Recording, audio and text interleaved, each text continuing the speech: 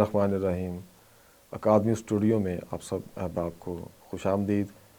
آج کی ہماری مہمان شخصیت ڈاکٹر اقبال آفاقی صاحب ہیں۔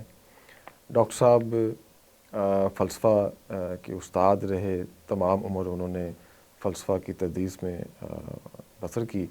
آپ نے ادب پر مضامین لکھے، کتابیں آپ کی چھپیں، اور خاص طور پہ فکشن، اردو فکشن کو آپ نے اپنا موضوع بنایا، اور فلسفہ میں جن موضوعات کو آپ نے ایک بنیادی حوالے کے طور پہ اپنی تحریروں کا حصہ بنایا، ان میں وجودیت اور ما بعد الطبیعیات اور جو جدید جو فلسفیانہ تحریکیں ہیں، رد تشکیلیت وغیرہ، ساختیات وغیرہ، تو ان سب پہ آپ نے لکھا، اور بہت ہی آسان پیرائی میں لکھا، تاکہ وہ نہ صرف یہ کہ جو ماہرین ہیں اس مضمون کے، ان کی فہم تک وہ رسائی پائے، وہ جو ان کا موضوع، بلکہ جو عام قاری ہے وہ بھی اس موضوع کی جو باریکیاں ہیں ان کو وہ آسانی سے سمجھ سکے، اور یہ آپ کی اردو ادب کے حوالے سے بہت بڑی خدمت ہے۔ ڈاکٹر صاحب کو ہم نے یہاں پہ مدعو کیا ہوا ہے، آئیے ان سے ہم بات کرتے ہیں، اور ہم ان سے درخواست کریں گے کہ آپ اپنے جو اپنی سفر ہے، تعلیمی سفر ہے، اور فلسفے کے ساتھ جو آپ کی ایک نسبت بنی ہے، جو ایک دلچسپی کا جو آغاز ہوا فلسفے میں، وہ، اور پھر آپ کی کتابوں کے حوالے سے ہم بات کریں گے۔ تو آئیے ان سے بات کرتے ہیں۔ بسم اللہ الرحمن الرحیم۔ میں اکادمی ادبیات کا شکر گزار ہوں کہ انہوں نے مجھے انٹرویو کے لیے بلایا، خصوصاً عاصم بٹ صاحب، جو کہ اردو ناول میں ایک بڑا نام ہے، ان کا بھی شکر گزار ہوں۔ اور بٹ صاحب کا شکریہ اس حوالے سے بھی کرنا ضروری ہے کہ انہوں نے اکادمی ادبیات میں رہ کر اس شاندار اسٹوڈیو کا اہتمام کیا ہے۔ میں 1947 میں پیدا ہوا، اور میری والدہ کہا کرتی تھیں کہ وہ 22 ماگھ کی تاریخ تھی، اور شاید سموار کا دن تھا، تو میری 4 بہنیں تھیں بڑی، اور ان کے بعد میں پیدا ہوا تھا، تو گھر میں بڑی خوشی ہوئی، خصوصاً میری بہنوں کو، ماں باپ کو تو ہوتی ہی ہے۔ تو میری بہنیں مجھے بتایا کرتی تھیں، جو بڑی بہن تھی، کہ اقبال، ہم بڑے خواہش مند تھے کہ ہمارا بھائی ہو۔ تو ایک نجومی آیا گلی میں، تو ہم نے ان سے اب پوچھا کہ ہمارے قسمت میں بھائی ہے یا نہیں، تو اس نے کہا، حساب لگا کر اس نے کہا کہ آپ کا بھائی جو ہے اگلے سال پیدا ہوگا، اور بڑا قسمت والا ہوگا، اور بڑا عالی دماغ اور روشن خیال ہوگا۔ تو وہ میں اگلے سال آؤں گا اور آپ سے جوڑا کپڑوں کا لوں گا اور نذرانہ لوں گا۔ جب وہ واپس آیا اگلے سال، تو میں پیدا ہو چکا تھا۔ تو یہ ایک چھوٹا سا واقعہ میں نے بیان کر دیا۔ میرے والدین جو ہیں وہ سادہ سے لوگ تھے، ان کا تعلق لوور مڈل کلاس سے تھا۔ والدہ بڑی سمجھدار اور دانش مند تھیں، لیکن ان کی تعلیم نہیں تھی۔ والد صاحب جو ہے وہ ٹھیکیداری کا کام کرتے تھے تو چھوٹے موٹے ٹھیکے لے کے اپنا زندگی کا گزارا چلاتے تھے، اور اللہ توکل تھے اور صوفی مانش تھے. ان کو شاید 2-3 جماعتیں پڑھے ہوں. ان کو صوفیاء کا کلام جو ہے وہ بڑا یاد تھا، خصوصاً میاں محمد صاحب کا جو کی سیف الملوک ان کو پوری یاد تھی زبانی، اور ان کی آواز بہت خوبصورت تھی. جب وہ سناتے تھے لوگوں کو سیف الملوک تو لوگ بہت خوش ہوتے تھے. وہ مجھے پھر میں کرنا خدا کا یہ ہوا کہ جب میں 1954 میں 54 تھا یا 55 تھا، میں دوسری کلاس میں پڑھتا تھا تو والد صاحب انتقال کر گئے. تو عجیب سا ایک شاک تھا میرے لیے. تو بچپن میں اس شاک کو میں نے دیکھا. اس کے بعد پھر میری والدہ نے ہی مجھے پالا اور میری تربیت کی، مجھے ایک اچھا انسان بنانے کی کوشش کی، اور ہر وقت وہ خیال رکھتی تھیں میرا. مجھے گلی محلے کے بچوں سے کھیلنے نہیں دیتی تھی، اور اگر میں تھوڑی دیر کے لیے جاتا تھا گھر سے باہر تو وہ میری تلاش میں نکل آتی تھی. کبھی سیریس اسٹوڈنٹ بھی ہوتا تھا اور کبھی توجہ جو ہے وہ ادھر ادھر بھی بڑھ جاتی تھی. تو 5ویں جماعت میں نے MB پرائمری اسکول گجرات سے مکمل کی، اور پھر میں public high school Gujarat, public high school number 1 Gujarat کی 6ٹھی کلاس میں داخل ہوا.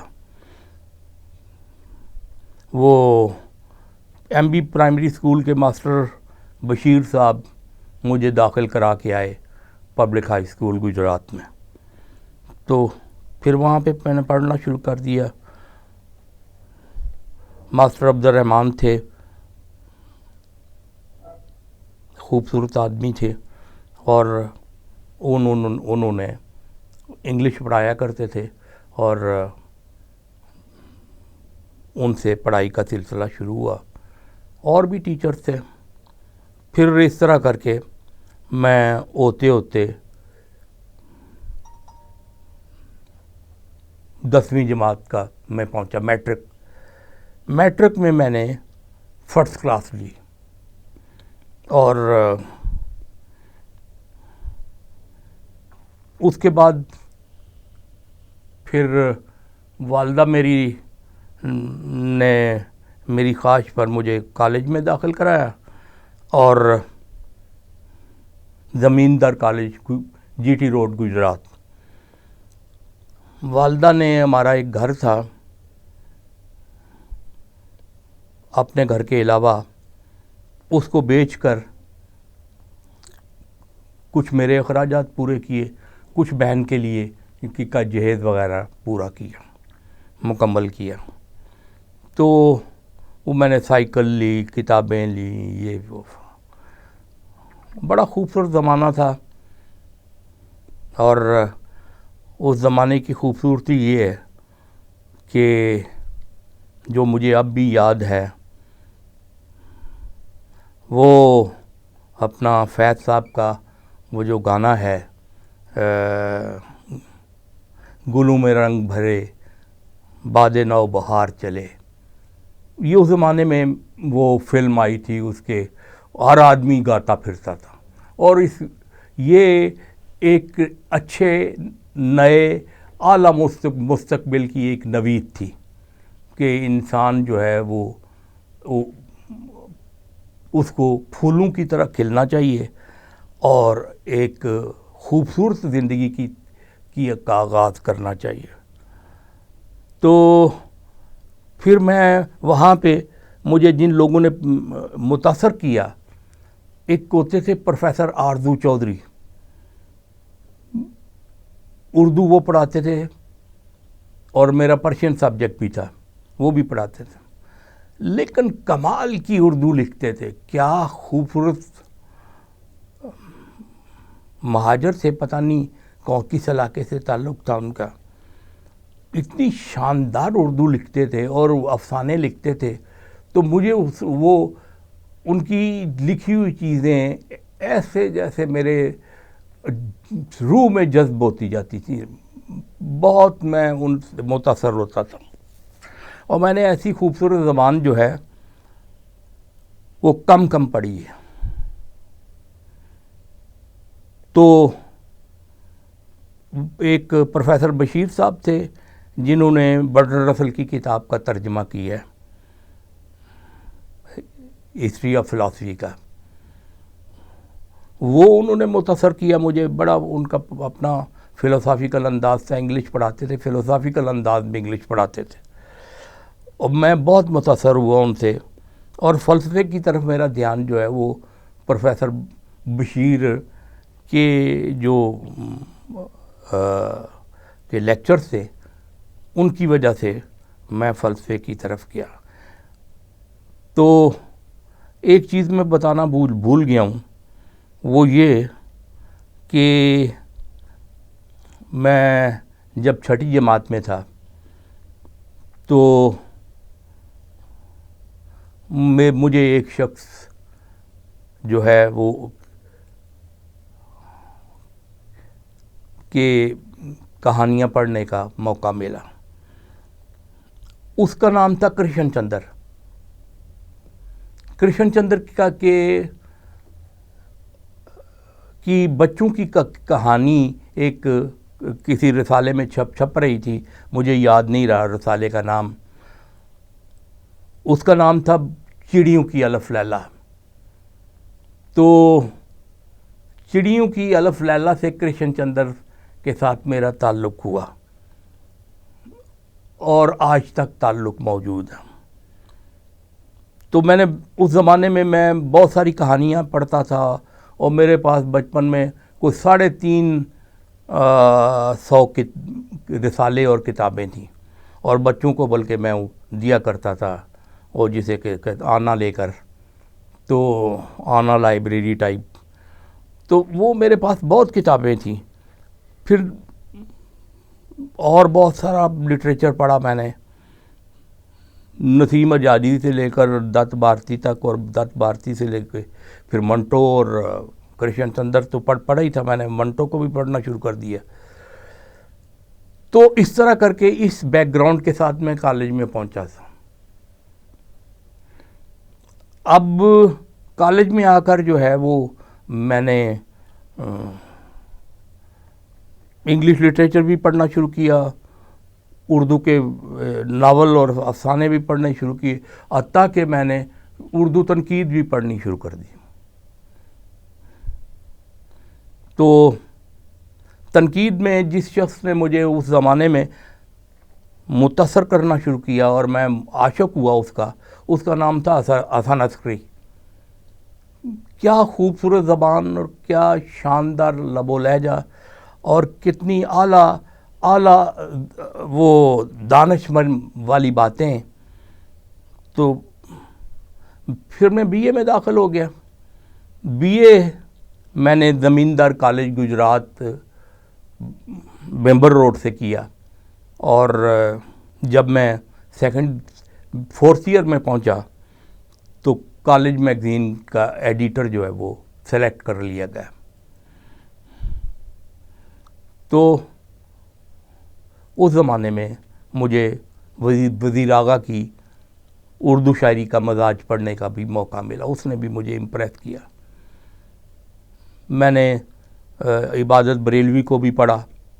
اس زمانے میں نے یعنی تنقید کے حوالے سے بات کر رہا ہوں. جب میں فورتھ ایئر میں پہنچا تو کالج میگزین کا ایڈیٹر ہو گیا، اور کالج میگزین کے ایڈیٹر اس دوران میں نے افسانوں پہ لکھنا شروع کر دیا، اور شاعری پہ بھی لکھا، اور خود بھی افسانے لکھے اور چھپتا رہا. پھر یونیورسٹی آ گیا, میری فرسٹ کلاس تھی بی اے میں, تو میں نے فلاسفی میں ایم اے فلاسفی میں داخلہ لیا. یہاں اس زمانے میں 3 پروفیسر ہوا کرتے تھے. ایک کا نام تھا, بڑا نام تھا پروفیسر سی اے قادر کا, اور ایک پروفیسر تھے پروفیسر کے جی صادق. وہ بھی بہت کمال کے اعلیٰ شخص تھے, اعلیٰ شخصیت اور اعلیٰ دماغ کے آدمی تھے. اور تیسرے عبد الخالق صاحب تھے. زیادہ متاثر مجھے سی اے قادر نے کیا, اور سی اے قادر 30-40 کتابوں کا مصنف, اور بڑا نام. اس کو دیکھ کے سی اے قادر صاحب کو تو ہم لوگ تو ایسے جیسے ایک ٹاور کو دیکھ رہے ہیں. لیکن ان کی ایک تھی بات کہ وہ لڑکوں کو ذرا اپنے قریب آنے کم ہی دیتے تھے. تو بہرحال میں نے ایگزسٹینشیلزم میں نے ان سے پڑھی, لاجیکل پازیٹیزم پڑھا میں نے وہ جو ماڈرن ایتھکس ہے وہ پڑھی میں نے. تو جو کچھ بھی انہوں نے پڑھایا وہ میری روح میں آج بھی شاد باد ہے. اور میں کسی زمانے میں ایگزسٹینشیلزم کا تو بہت متوالا تھا, اور اس پہ میں نے لکھا بھی. تو پھر ایم اے میں نے کیا پنجاب یونیورسٹی نیو کیمپس سے, اور فرسٹ کلاس میں کیا. اور اس کے بعد مجھے روزنامہ آزاد ان دنوں شروع کر رہے تھے, تو میرا بھی ان لوگوں میں نام شمار تھا جو کہ ترقی پسند لڑکے تھے, ان میں شمار تھا. اور ادب کے حوالے سے بھی مجھے لوگ جانتے تھے. تو انہوں نے مجھے خط لکھا آئی اے رحمان صاحب نے کہ ہم رسالہ نے اخبار نکال رہے ہیں, تو آپ آئیں ہمیں جوائن کریں. تو پھر میں نے ان کو جوائن کر لیا. روزنامہ آزاد میں نے کے دوران ہی میری سلیکشن ہوئی حبیب بینک میں آفیسر کے طور پر. میں وہاں پہ چلا گیا کراچی, اور کراچی میں جا کر میں نے جوائن کیا. لیکن عجیب سا میرا ذہن جو ہے وہ نہیں لگتا تھا. میں کہتا تھا لوگوں کے پیسے گننے کے لیے تو میں پیدا نہیں ہوا, ہاں یہ کس مصیبت میں پڑ گیا. تو میں وہاں پہ ایڈجسٹ نہ کر سکا, اور پھر میری والدہ نے کہا کہ گھر آ جاؤ. میں واپس گجرات چلا گیا, اور میں نے گجرات میں پبلک ہائی اسکول جہاں سے میں نے تعلیم حاصل کی تھی, وہاں میں نے پڑھانا شروع کر دیا. تنخواہ بہت کم تھی, لیکن اس کے باوجود سستا زمانہ تھا. اب پینٹیں شنٹیں اور جوتے اور کچھ خرید لیتے, کچھ اپنی مینٹیننس کا سلسلہ چل پڑا, اور کچھ والدہ کو بھی دے دیتے. یہ ایک تھا. میں اس دوران میں نے پبلک سروس کمیشن کا امتحان دیا, اور میں کامیاب ہو گیا, اور مجھے سلیکٹ کر لیا گیا. اور مجھے راولپنڈی اسلام آباد کے لیے الاٹ کر دیا گیا یہ ڈویژن. یہاں میں نے اسلام آباد کالج فار بوائز H9 میں جوائن کیا, اور اس طرح کر کے یہ سلسلہ جو ہے وہ پڑھائی اور تعلیم کا سلسلہ شروع ہوا. یہاں پہ بہت سارے، جب میں نے جوائن کیا تو ایک پروفیسر رشید انور ہوا کرتے تھے، سائیکالوجی کے پروفیسر تھے اور کمال خوش مزاج آدمی تھے، اور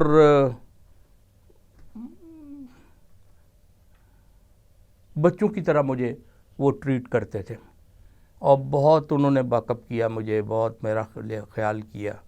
اس طرح کر کے پھر میں کالج میگزین کا انچارج ہو گیا اور کالج میگزین نکالنے لگا. سلسلہ چلتا رہا، مختلف لوگ آتے رہے. دوسرا شخص جس نے مجھے متاثر کیا ایز اے پرنسپل وہ پروفیسر انور بیگمان تھے. بڑے پڑھے لکھے لوگ آدمی تھے، بڑی کتابیں تھیں ان کے پاس، بالخصوص فوک لٹریچر پر ان کا بڑا کام تھا. اور تیسرا شخص جس نے مجھے متاثر کیا وہ پروفیسر صغیر قریشی تھے. اور پھر اس دوران میرا، کیونکہ میری تھرو آؤٹ فرسٹ کلاس تھی تو مجھے COT central overseas training programme کے تحت مجھے اسکالرشپ مل گیا اور میں کنگس کالج لنڈن میں پڑھنے کے لیے چلا گیا. کنگس کالج لنڈن میں نے داخلہ لیا. داخلہ تو ایمبیسی نے لے چکی تھی، میں نے جوائن کیا جا کے. یہ مہینہ تھا دسمبر کا، جب میں یہاں سے 22 دسمبر کو گیا تھا. تو کرسمس کے دن تھے، بڑی رونق تھی، بڑی لائٹس تھی وہاں پہ، شہر سجا ہوا تھا. تو وہاں ایک عزیز تھے، ان کے گھر پہ میں جا کے ٹھہرا، اور اللہ ان کا بھلا کرے، مجھے ان کا نام یاد نہیں رہا. ان کی مجھ پر نیکی ہے کہ مجھے وہاں پہ انہوں نے ریسیو کیا اور میرا خیال رکھا اور مجھے کنگس کالج تک پہنچایا.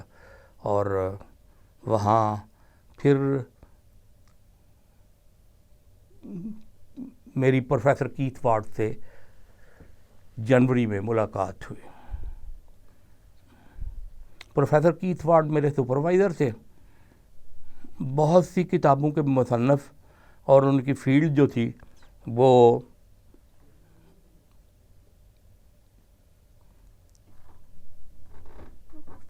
فلاسفی آف ریلیجن تھی، بالخصوص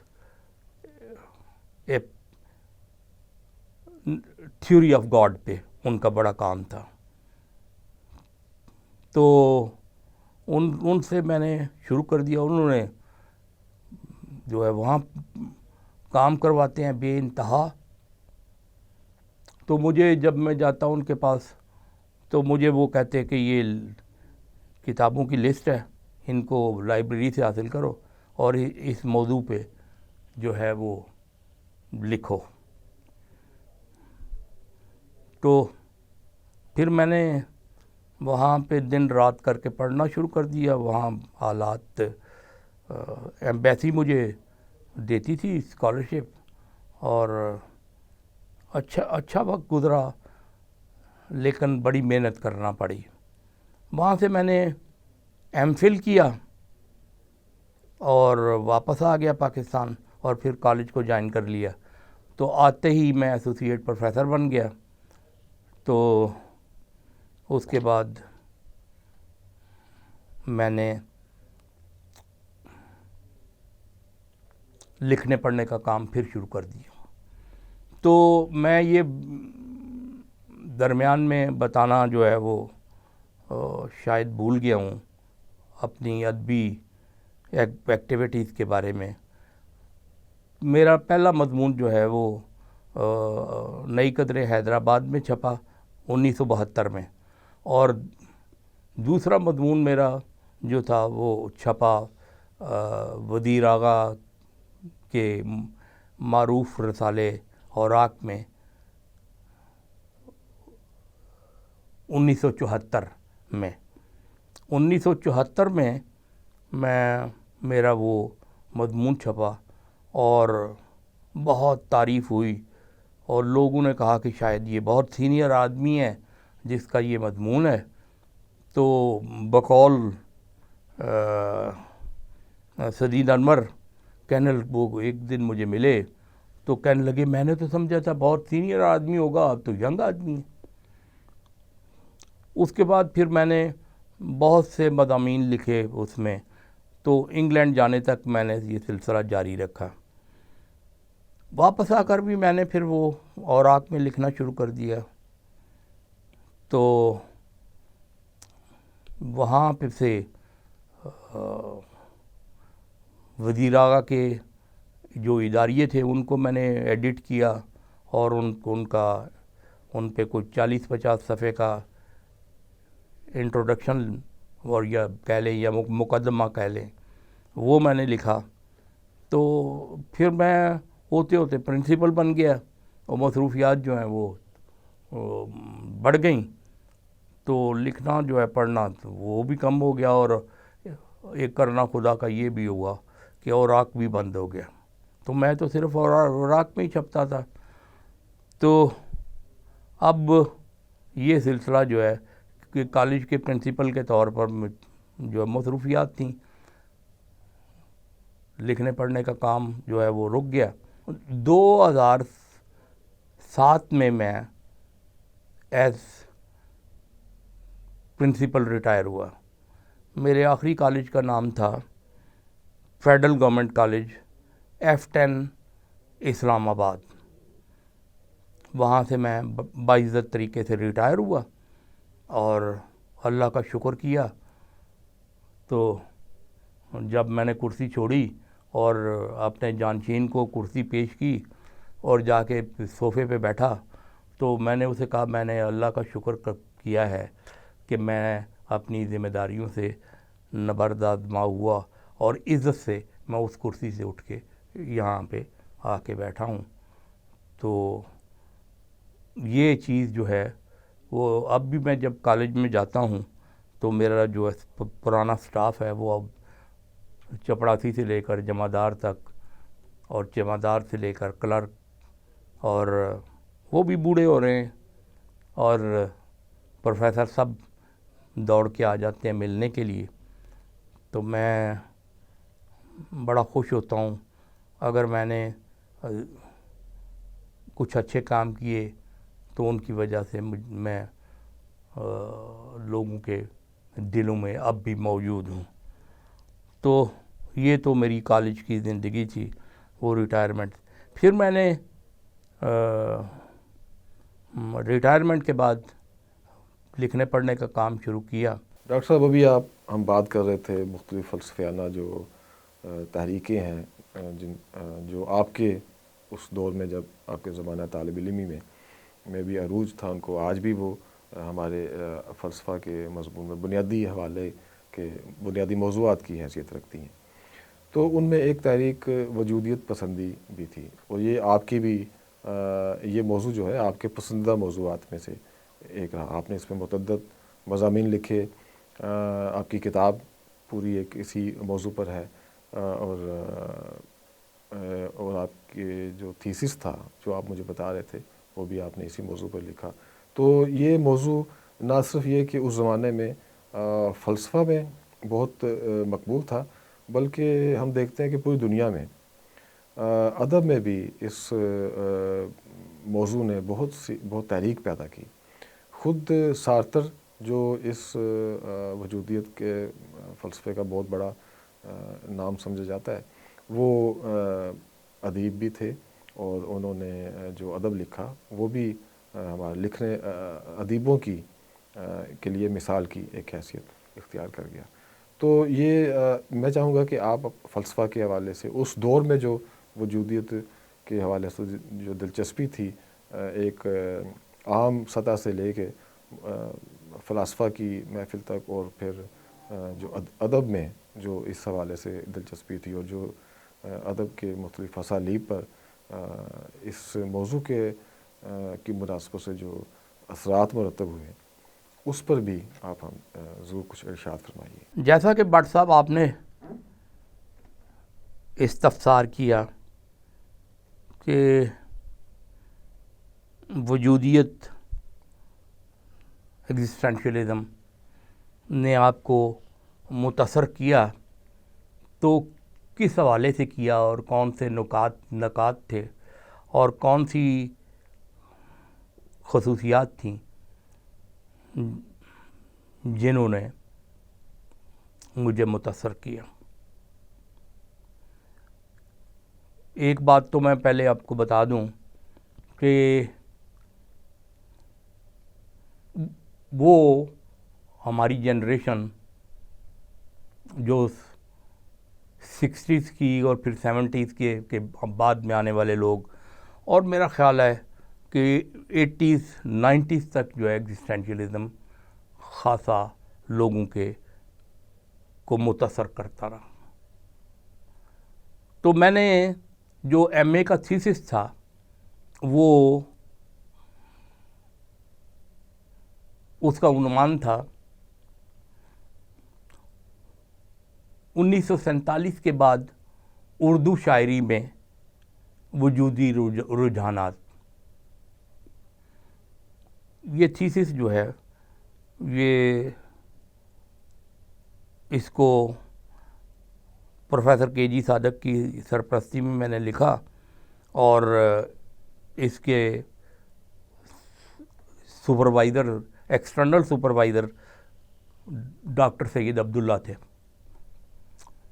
تو انہوں نے مجھے میکسیمم مارکس دیے۔ تو کہنے کا مقصد یہ ہے کہ اس طرح ادب اور وجودیت کو دونوں کو ملا کر میں نے کس طرح دیکھا، اور اس زمانے میں جو نئی شاعری تھی عباس اطہر اور زاہد ڈار اور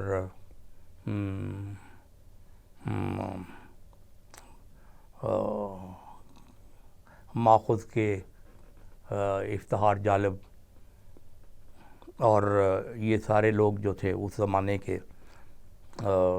انیس ناگی، ان سب کو میں نے ان پر ڈسکشن کی اپنے تھیسس میں۔ تو پہلے چیپٹر جو تھے وہ ایگزسٹینشیلزم کے بارے میں تھے۔ تو ایگزسٹینشیلزم کی جو چیز سب سے اہم تھی وہ چیز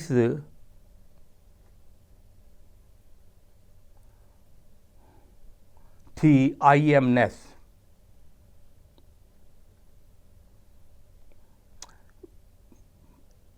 یہ جو آئی ہے یہ وجودیت میں سب سے اہم ہے۔ آئی کا موجود ہونا یہی اہم ہے۔ آئی کے جو متعلقات ہیں، اس کی جو ایسنس ہے، اس کا جو جوہر ہے، اس کی جو مابعد الطبیعات ہے، یہ سب ثانوی باتیں ہیں۔ اہم بات یہ ہے کہ آئی جو ہے وہ امپارٹنٹ ہے، اور آئی کے کو وہ انہوں نے نام دیا ایگزسٹنس کا، وجود کا، کہ وجود جو ہے وہ پہلے آدمی جو ہے کا وجود پہلے ہے، باقی اس کی جو مابعد الطبیعاتی تعریفیں ہیں وہ اس کے بعد ہے۔ اور انسان اپنے آپ کو خود بناتا ہے، اپنی شخصیت کو بلڈ کرتا ہے، اپنے معاملات جو ہیں وہ اپنی دنیا کو دیکھنے کا اس کا اپنا، ہر آدمی کا اپنا طریقہ کار۔ تو یہ باتیں جو تھیں علامہ صاحب کے خود ہی کے حوالے سے بھی، تو نئی جنریشنز کو یہ جو کانسیپٹ تھا یہ بڑا متاثر کرتا تھا.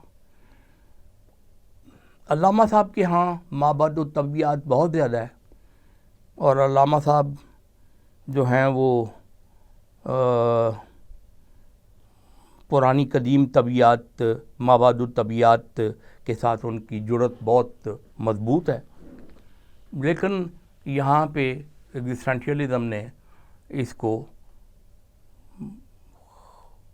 نظر انداز کر کے انسان کی جو نفسیاتی صورتحال ہے, جسے ہائیڈگر تھروننس کہتا ہے, کہ انسان جو ہے وہ کسی سچویشن میں ڈال دیا گیا ہے, پھینک دیا گیا ہے, اور اب وہ خود اس کا ذمہ دار ہے کہ وہ اس دلدل سے نکلے, کس طرح نکلے, اور اپنی مشکلات کو خود فیس کرے. سارتر بھی یہی کہتا ہے کہ انسان کے اتھینٹک ہونے کی نشانی یہ ہے کہ وہ اپنی صورتحال کو خود اس کا مقابلہ کرے, اور اس کا مقابلہ کر کے اپنے آپ کو ایک اتھینٹک مین کے طور پر, اتھینٹک بینگ کے طور پر سامنے لائے. ہائیڈگر اور سارتر کا یہ ہے کہ ہائیڈگر کے پیچھے ہیگل کی روایت موجود ہے, اور وہ تھیسٹ تھا, جبکہ سارتر جو ہے ایتھیسٹ ہے اور ہیگیلین روایت سے وہ دور ہے. تو یہ جو مین از فری, فریڈم کا جو کانسیپٹ ہے, اور فریڈم جو ہے وہ ایبسولوٹ فریڈم ہے, اس کے ساتھ کوئی قدغن نہیں ہے, اس کے ساتھ کوئی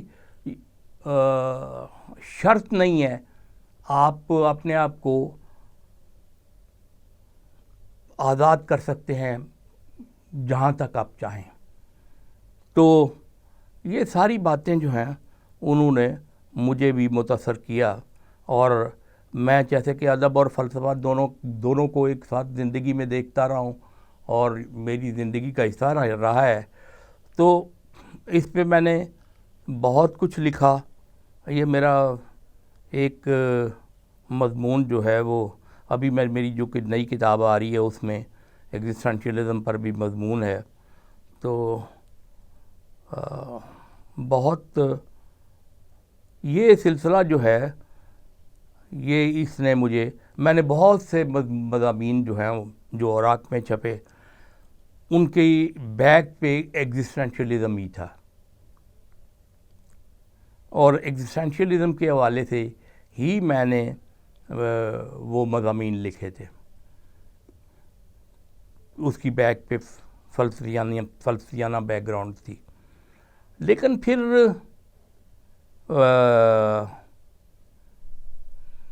میں جب انگلینڈ گیا تو انگلینڈ میں مجھے وہاں پہ جو جدید نظریات تھے, کیونکہ وہاں پہ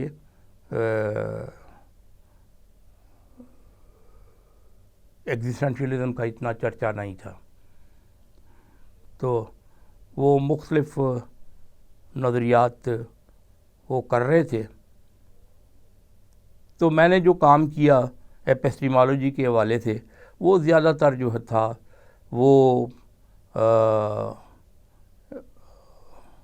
لاجیکل پازیٹیوزم اور وٹگنسٹائن 1 وٹگنسٹائن 2 ان کے حوالے سے میں نے کام کیا, اور ان کو قبول بھی کیا اور رد بھی کیا. تو میرا پی ایچ ڈی کا جو تھیسس تھا اس میں بھی میں نے اسی طریقہ کار سے کام لیا. تو اس دوران میں میرا جو ہے وہ पोस्ट मॉडर्निज़म के साथ एक रिलेशनशिप बना। पोस्ट मॉडर्निज़म जो था वो भी बेसिकली एग्जिस्टेंशियलिज्म की एक्सटेंशन था, लेकिन पोस्ट मॉडर्निज़म जो है वो उसमें ग्रैंड नैरेटिव कोई नहीं है। वो किसी ग्रैंड नैरेटिव को, किसी महाबयानिए को, किसी एब्सोल्यूटनेस को वो कबूल नहीं करते। एब्सोल्यूटनेस जो है वो किसी भी सूरत में हो, वो विटगेनस्टाइन ने एक थ्योरी पेश की थी लैंग्वेज गेम्स की। तो लैंग्वेज गेम्स ये है कि इससे मुराद ये है कि हर फील्ड की अपनी लैंग्वेज गेम है, और रियलिटी जो है वो लैंग्वेज गेम के अंदर है। लैंग्वेज गेम से बाहर कोई रियलिटी नहीं है। आप अगर लैंग्वेज गेम करते हैं बिलीफ की और फेथ की, मस्ट बी बिलीव, आप बिलीवर हैं और उस लैंग्वेज गेम में के अंदर हैं, तो अब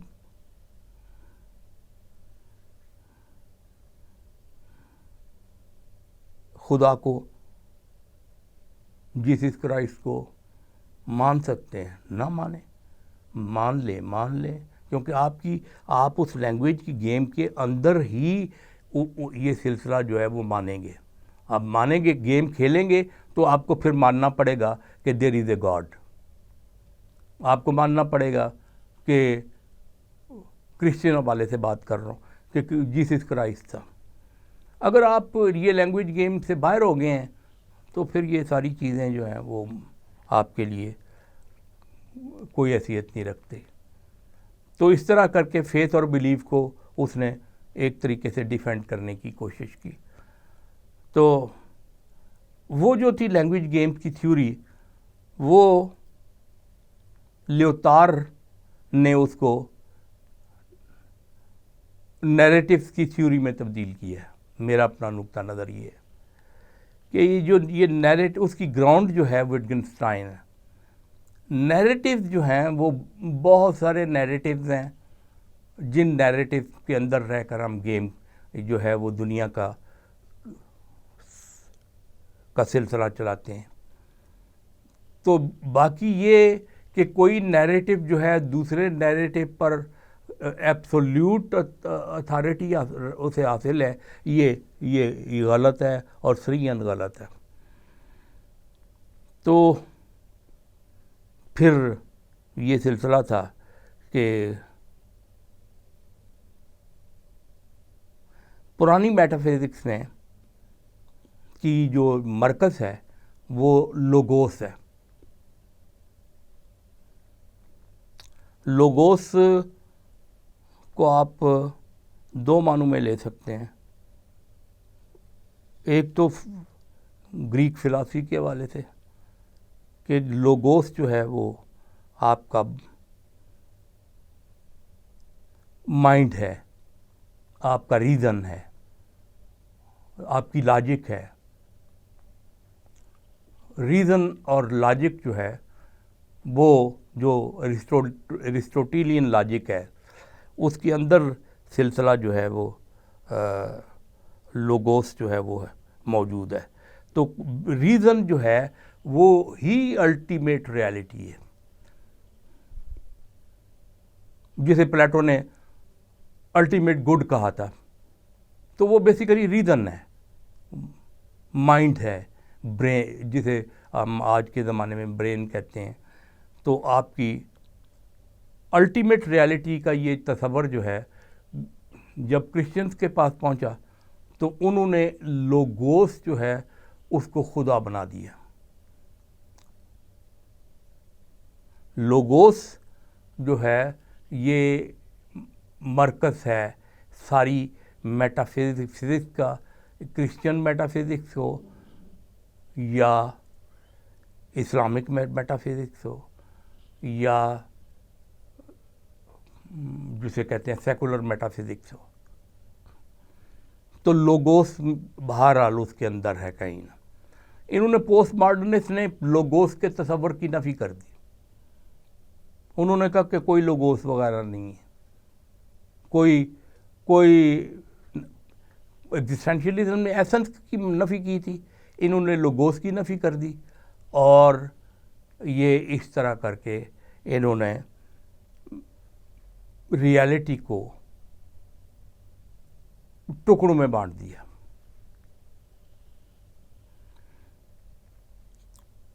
तो वो जो बादरीला है वो उसने कहा कि सिग्निफाइड कोई नहीं है, सिग्निफायर दिए।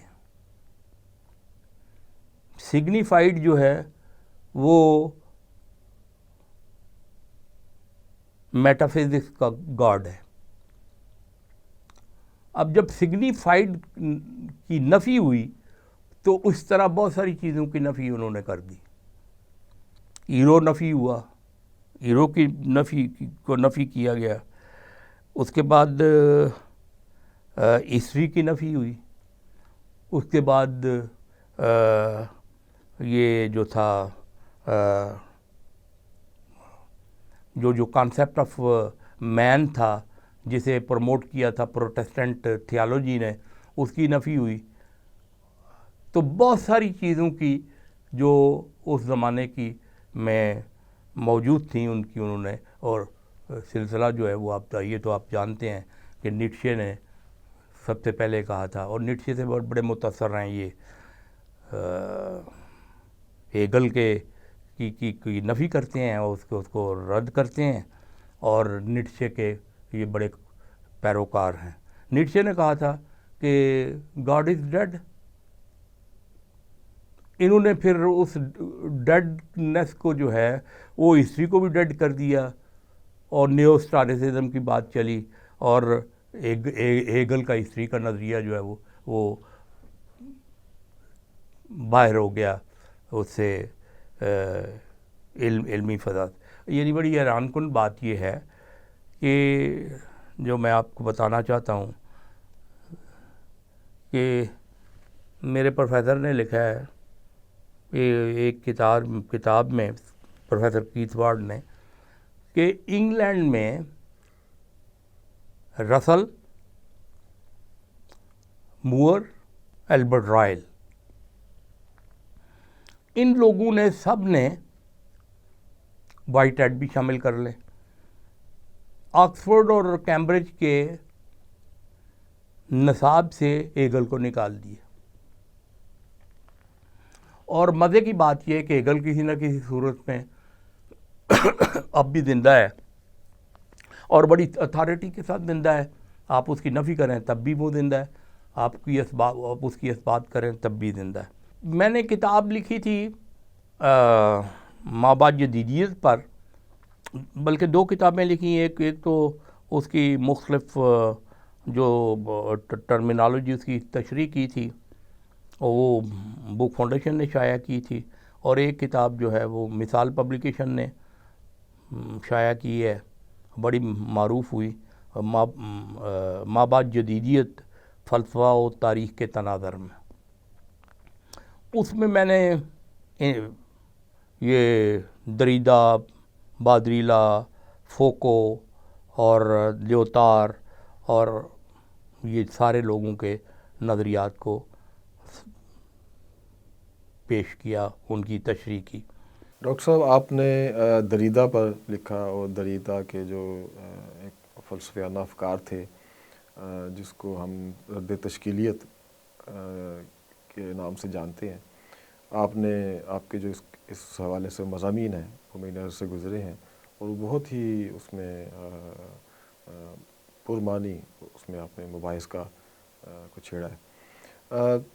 आपने दरीदा पर भी मज़ामीन लिखे, और एक आपकी जो माबाद जदीदियत का जो किताब है उसमें बहुत बड़ा हिस्सा दरीदा की रद्द तश्कीलियत के हवाले से भी है।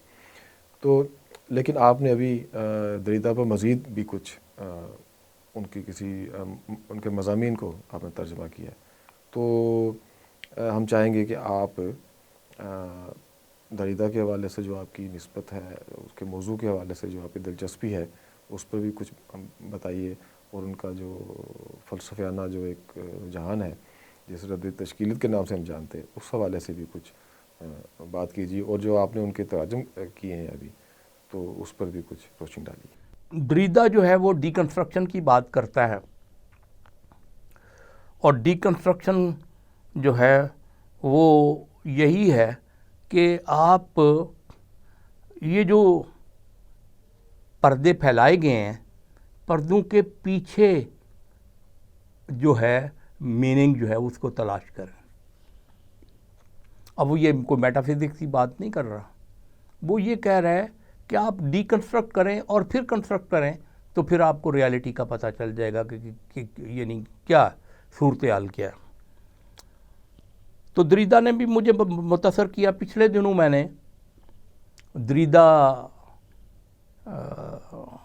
کے حوالے سے ایک مضمون کا ترجمہ کیا ہے، اور وہ ترجمہ جو ہے اس مضمون کو لکھا ہے بیسیکلی انگلش میں ایئن ایلمنڈ نے۔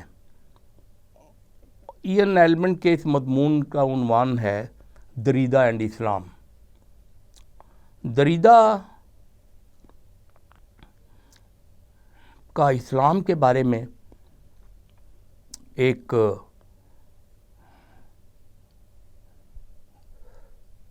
عجیب قسم کا دو طرفہ ریجیکشن کا تعلق بھی ہے اور ایکسیپٹنس کا تعلق بھی ہے۔ ریجیکشن جو ہے وہ اس مضمون کا جب میں نے ٹرانسلیشن کیا تو بڑا یعنی میں حیران بھی ہوا، اور اس کے طرز عمل کو، ایک تو وہ سخت کنڈیم کرتا ہے، مذمت کرتا ہے ان سب لوگوں کی جو ریلیجن پہ بات کرتے ہیں اور ریلیجن پہ سیمینار کراتے ہیں، اور مسلمان جو نقطہ نظر ہے اس کو شامل نہیں کرتے۔ یہ اس نے بہت اس چیز کی مذمت کی ہے۔ وہ کہتا ہے کہ جب آپ ریلیجن پہ بات کریں گے، اور جب خصوصاً اسلام پہ بات کریں گے، آپ اسلام کے خلاف ہی بات کیوں نہ کریں۔ اسلام کا نمائندہ موجود ہونا چاہیے جو اسلام کے نقطہ نظر کو پیش کر سکے، اور اس کا نقطہ نظر یہ ہے کہ 3 مذاہب جو ہیں سسٹر ریلیجنز ہیں۔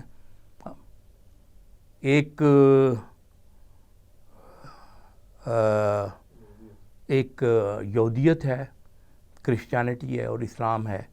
ان تینوں کو الگ کر کے دیکھا نہیں جا سکتا، ان کو ملا کے ہی دیکھا جا سکتا۔ اور پھر ساتھ یہ بھی کہتا ہے ایک اس کے الٹ کہ اسلام کا تعلق جو ہے وہ تشدد پسندی سے ہے، اور اس کے اندر جو ہے وہ خصوصیات موجود ہیں جو کہ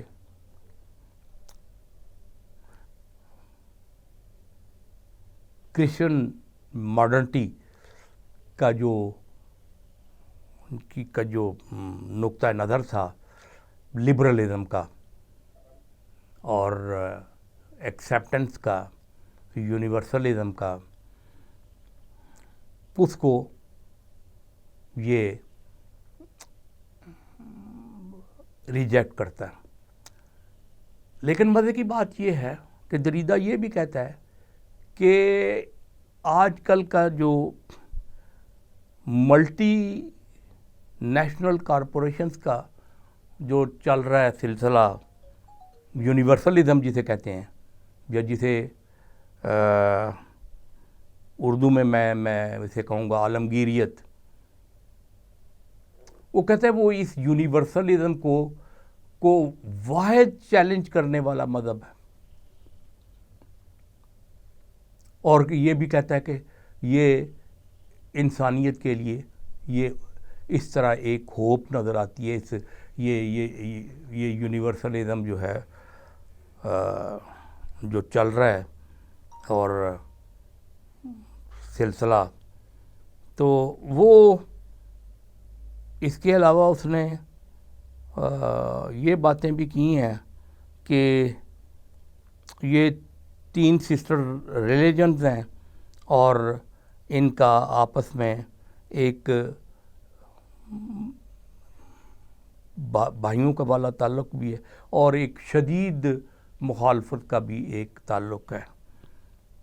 تو یہ جو مضمون ہے اس میں انہوں نے دریدہ نے اسلام کی حمایت بھی کی ہے اور اسلام کے مختلف حوالوں سے ردت بھی کی ہے۔ تو یہ مضمون کا کرکس۔ ڈاکٹر صاحب بہت ہی شاندار، بہت ہی عمدہ گفتگو رہی۔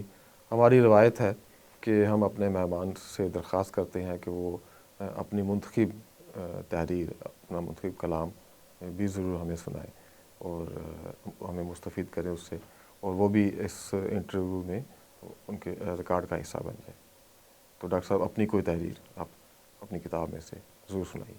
جمالیات، یہ کتاب کا چونکہ موضوع جو ہے جمالیات ہے، تو اس حوالے سے جمالیات سے میری دل بستگی بہت پرانی ہے۔ زندگی کے سفر میں ڈھیروں بدصورتیوں کا سامنا کرنے اور لاتعداد دکھ سہنے کے باوجود میرا ایمان خوبصورتی پر کبھی متزلزل نہیں ہوا۔ مجھے شکست دینے کی ہر عہد میں بہت کوشش کی گئی، لیکن میری قوت ارادی کے سامنے کوئی ٹھہر نہیں سکا۔ میں بہترین سروائیور ہوں۔ زیست کے کینوس پر جب بھی تاریک راتیں طویل ہوئی ہیں، میں نے 14ویں کے چاند کے ملکوتی حسن کے بارے میں سوچا ہے، سورج کے طلوع ہونے کا انتظار کیا ہے، بہار کے پھولوں اور مترنم پرندوں کے خواب دیکھے۔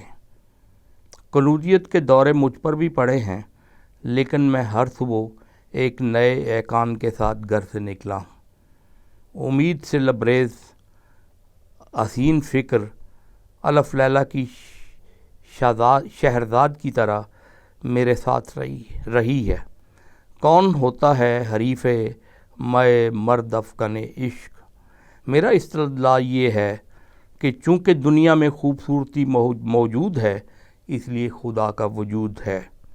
خدا، مجھے یقین ہے، لیونارڈو ڈا ونچی، شیلے، ٹیگور اور اقبال کا خدا ہوگا۔ جمالیات میں پہلا سوال یہ اٹھایا جاتا ہے کہ حسن کیا ہے؟ عملی طور پر اس کا جواب ہر انسان بآسانی دے سکتا ہے، حتیٰ کہ وہ انسان بھی جو بحر الکاہل کے کسی گمشدہ جزیرے پر حالت وحشت میں رہ رہا ہو۔ وہ گرچہ تہذیب کے صوتوں سے دور ہوتا ہے، لیکن فطرت کے قریب تر ہونے کے باوجود اس کے پانچوں حواس بیدار ہوتے ہیں۔ وہ دیکھتا ہے فطرت اپنی تمام تر ہیبت کے باوجود رنگینیوں سے لبریز ہے۔ کھلا نیلا آسمان، دلکش پرندوں کی قطاریں، زمین کی آغوش سے نکلنے والے رنگا رنگ ستاروں سے جگمگاتی رات، فطرت کی یہ اشر ثمانیہ نہ صرف احساس جمال سے سرشار کرتی ہیں، بلکہ زیست کی تگ و دو میں مسرت و انبساط کا عنصر بھی شامل کر دیتی ہیں، تاکہ گرم و سرد موسموں کی سختیاں بآسانی جھیلی جا سکیں۔ شاید یہ انسانی ارتقاء کے پلان کی ایک اہم ضرورت تھی۔ اس پلان کی تکمیل کے لیے انسان کو حسن و جمال کا وقوف پہلے سے ودیت ہوا۔ خیر و شر کی پہچان بعد کی منازل پر منظرنامے کا حصہ بنی۔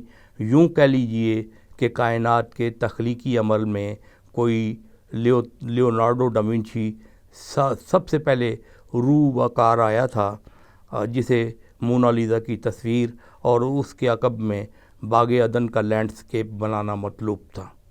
جب یہ شاہکار 6 دن میں تکمیل پا گیا تو 7ویں دن اس نے دیکھا تو نہال ہو گیا اور کہا خوبصورت ہے۔ ابھی ہم ڈاکٹر اقبال آفاقی صاحب سے گفتگو کر رہے تھے۔ ڈاکٹر صاحب کا بہت شکریہ، ان کی بہت مہربانی ہے، ان کی بہت شفقت ہے کہ آپ ہماری دعوت پہ یہاں تشریف لائے۔ آئندہ ہم پھر کسی ایسے ہی بڑی شخصیت کے ساتھ، کسی اہل علم کے ساتھ حاضر ہوں گے۔ تب تک کے لیے اجازت دیجیے۔ خدا حافظ۔